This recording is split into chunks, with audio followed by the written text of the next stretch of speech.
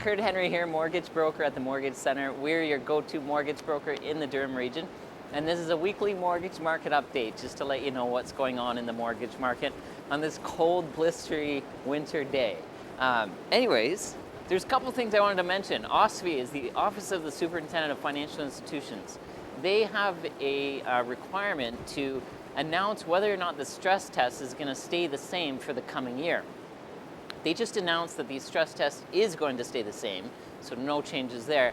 But as far as an update on mortgage rates, 5-year fixed rates are generally between around 4.8 to 5.5% right now, which is actually down a little bit. Even though the Bank of Canada has gone up and variable rates have been increasing, the 5-year fixed rates have come down just a little bit in the last couple of weeks. So just kind of worth noting that. The prime rate today is 6.45%, which is up by 0.5% from the Bank of Canada increase just last week.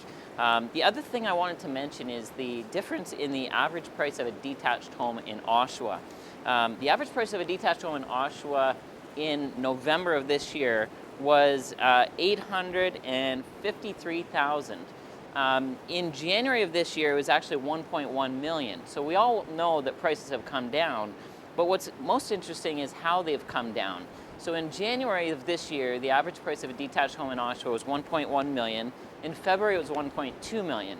In March of this year, it came down to $1.09 million. In April, it was $1.04 million. In May, it was $921,000. So you can see in each month, there was consistent decreases. In May, then in June, it went down to $885,000. In July, it went down to $815,000.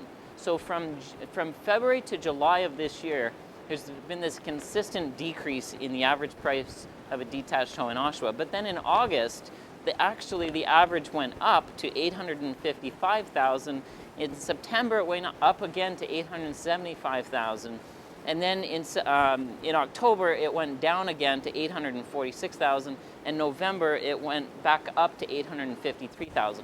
So my point is that the average price of a detached home in Oshawa decreased consistently from February of this year to July of this year. And then in August, it actually went up a bit. And since August to now, it's been up and down a little bit. So anyways, if you have any questions on how that might impact your mortgage or how it might impact how you can buy a house or sell and buy, or how you can refinance or renew your mortgage, feel free to reach out and we'd be happy to help. Thanks everybody, stay warm.